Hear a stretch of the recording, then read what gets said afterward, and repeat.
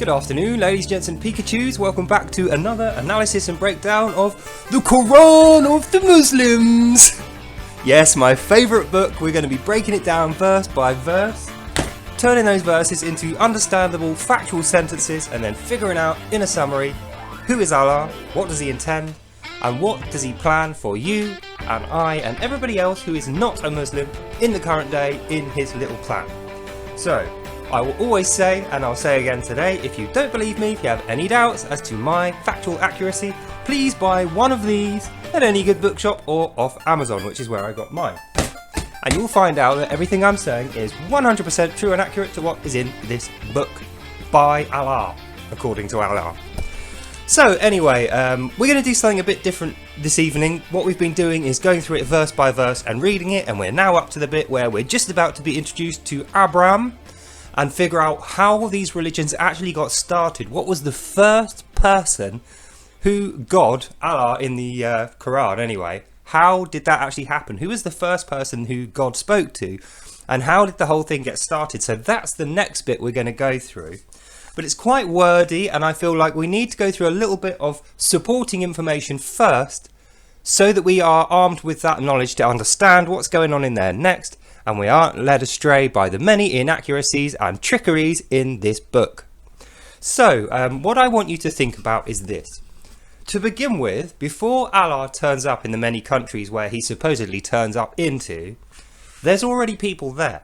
It's not like he creates all the people like he claims, and there's nothing there beforehand.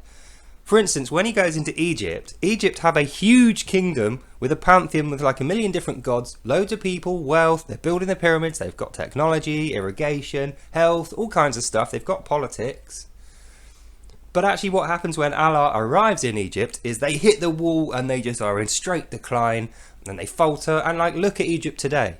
Egypt is not a huge, powerful, world-leading kingdom today, is it? They're hardly anything, hardly anyone cares about what happens in Egypt. In fact, Egypt's main way of making money today is tourism from other places. So they rely on inputs of money from other kingdoms to keep themselves afloat.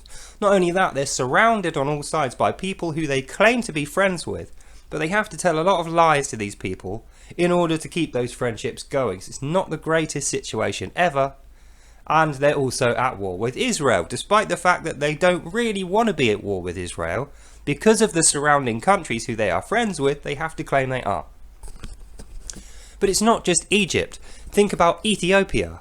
Ethiopia at one stage was the jewel of Africa. They had loads of resources, loads of money, the people there were doing pretty well, and they had their own tribal culture which seemed to be making the people there very happy. Then along comes Allah, oppresses their culture, oppresses their people, makes them all into Muslims, and look at them go now. Ethiopia is one of the poorest countries with the most poverty.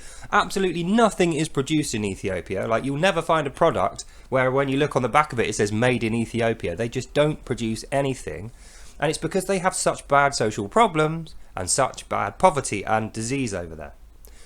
We can't say whether they would have been a great kingdom, but we can certainly say with accuracy they were better off before the appearance of Allah. Then we look at countries like Turkey. The Ottoman Empire was a huge, powerful empire. They were doing really well. They were expanding into other countries at a certain point in time. But then they started having internal problems, like Muslims killing other Muslims in the Ottoman Empire. And the reason they were doing this, they couldn't agree on what Allah's word was. They were saying, no, I know Allah's word better than you. And they were killing each other to try and prove who is the main Allah's word writers. And in the end, the Ottoman Empire dive-bombed and then was done. Completely done. It doesn't exist anymore. Turkey is now one single country who, they're doing okay, but I mean, ask a prophet who used to live there, who moved away, what he thinks of how it's going in Turkey. And he will tell you it is not doing very well. And the reason he speculates as an ex-patriot of that country is why it's doing so badly is because of the appearance of Allah and the fact that Islam is the ruling, governmental system in Turkey. And it doesn't just stop there. We've got tons of other places like Pakistan. Pakistan at one point was a growing nation that were doing pretty well. They weren't at war with anyone. They didn't have famine. They didn't have war problems. Then along comes Allah, turns them into a Muslim country, and all of a sudden their progress is absolutely halted. and they're now in sharp decline. Even though they claim they're doing really well, it seems like they're not doing so well. And in fact, if you look across the world, nobody wants to move to Pakistan to live there, but lots of Pakistanis want to move abroad to live elsewhere, which tells us something. And that only started happening, the exodus of the Pakistanis wasn't really a thing until the appearance of Allah and Islam. And again, there's plenty of other countries the same like that. So how does this affect you and I in the modern day? Well, when we look across to Israel and the war that's going on there, we can see that Jordan, next door to them, they want to be friendly with the Israelis. And the reason is because they don't want to have tons of these Islamic refugees coming into their country, because they know that spells trouble. It's the same with Egypt. Egypt actually on the surface claim that they like these Palestine guys. They've got an agreement with Israel, and what they said is Israel will support you in the war as long as you don't let any of those Palestine guys through. We don't want to see any Palestine guys moving into Egypt, otherwise our deal is done and we will not be friends anymore. Now why would they say that if they like the Palestine guys? Because they have to, on the surface, claim they like the Palestine guys so that their other countries don't go to war with them, but they in fact have problems of their own, and they don't want to be flooded with these evil Palestine guys who are going to wreck their country, and they know this. So they have closed the border, and they do not want any Palestine guys over the border from Israel in their country. In fact, they would like it quite well if the Palestine guys just buggered off into the sunset and never returned. Sorry, I got cold. So, as we can see, the effect of Islamic culture, the Quran and Allah, when he goes into a country, it's like a curse. When he arrives in a country, he demolishes their cultural structure, he demolishes their economy, he oppresses and subjugates the people and forces them to worship, worship, worship, and do everything they're told by Allah, otherwise, off the head you're dead. And not only that, he enforces them to be enemies with pretty much everybody else that they come to know. In fact, Iran, not many people know this, here's a little history lesson for you. Back in the 1970s and the 1980s, Iran was a huge cosmopolitan, populated, modern city.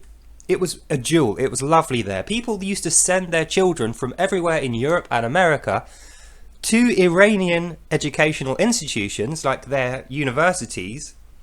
And the reason people wanted to send their kids to Iranian universities is because they offered world-leading education. You could send your kid to a university in Iran and they would come back not radicalized and actually really well educated, and they would picked up, like, you know, global how to behave with other people and cultural stuff, and it was really great. People used to spend a lot of money educating their kids in an Iranian university, and then they'd come back and it'd be great, and people would have a good reputation of Iran until they got taken over by their Islamic revolution. Then they started hating the West. They started chanting death to Britain, death to America, death to the Jews, death to everyone who's not a Muslim or a Quran reader, and their culture plummeted. And look at them go now. Well, there's some arguments to that. Obviously, some within Iran think it's great that this has happened, but obviously some don't think it's great, and they have unrest. In fact, their internal unrest is so bad, there are rumours flying around that the reason that their own Prime Minister or President guy just got killed in a helicopter crash last week is because their own people caused that to happen by taking fuel out of the helicopter to ensure that it would crash over a spot where it would never be recovered. Now, that kind of thing doesn't really happen in Christian countries, it doesn't happen in Israel, but it's something we see regularly in these feudal warring Islamic states. So that's the conclusion of what I'm saying here, the supporting information before we go into the bit about Allah's version of Genesis, which will be the next read. So just keep that in mind. While Allah is saying, everyone who is my Muslims will be rich and powerful, and I will glorify you Muslims, and I will subjugate the Christians and the Jews and everyone else, and then we're going to kill them later anyway. He said that like 1,000 years ago, according to himself. But 1,000 years later, in today's modern world, we don't see that. We see the opposite of that. And not only that, the Christian nations, who he said he was going to give plagues and famine and poor luck to, that he was going to kill, they have spread all over the world, and they're doing really, really bloody well, and so are Israel. So I guess we can see at this point, Allah makes a lot of false promises, and the way that he enforces these false promises is through threats of violence and war and subjugation of cultural ideals. You know, he puts people under the cosh of his command and threatens to kill them if they don't like it or they have any doubts. And that's the reason these countries are hitting the floor and their cultures aren't doing well, their economies aren't doing well, and they're always at war. Whereas if you look across the pond, America, Britain and Europe and Australia, their economies are doing really well, their cultures are doing really well, and they're not at war with everyone. And that's principally down to the fact that they don't base their culture off of this, they base their culture off of Christianity, which is a split off from Judaism. And those two cultures, Judaism and Christianity, promote a friendly, tolerant society in which you forgive your neighbours their trespasses and you try to befriend them. You forgive them their trespasses where you can, and you only go to war with them when you absolutely have to, and in that state you absolutely destroy them in one foul swoop. You don't give them any negotiation, or you don't take prisoners or hostages or any of that stuff. You literally send a force of soldiers in, you wipe all their soldiers out, you stick a flag in the ground and you say you are now a Christian country, and then you leave. Whereas in this book, no. The way that this book tells you how to wage a war is you go in, you kill all the men, you take all the women and children as prisoner, and then you barter and lie with their culture to make sure they follow this and they worship only Allah. And that is the reason why all the countries that Allah turns up into dive bomb very quickly and hit the wall and do extremely poorly, and they're always at war with us. So that's the end of today's video. Just keep that in mind when we go into our next reading of Abraham, the Allah version of Genesis. All the countries which have been forced into accepting this and nothing else and throwing out their own culture, they have actually been punished. They are poor and unhealthy in most cases, and they're always at war. They're having a terrible time. And the poor people that live there don't have any choice. They have to follow this, or off the head, you're dead. Whereas the people who Allah said were going to be doing terribly at the current day, and were going to be in poverty and poor and dead, are the countries that are doing the best. So just keep that in mind when we go towards our next reading, when we find out what Allah intends for Abraham in Genesis, although they don't call it Genesis, it is that. And we'll find out how Allah's plan, right back to the first day of his existence, when he first spoke to the first human, how does that affect us now in terms of social unrest, war, and our politics going forward. That's the end of this video, so I hope you enjoyed that and you really learned something. God bless, and I'll see you in the next one. Bye now. Roll up your sleeves, guys. The next bit is going to be hard going, very intense learning, but it's something we need to know in order to understand the current day geopolitics of our world. Anyway, God bless, have fun, and I'll see you next time.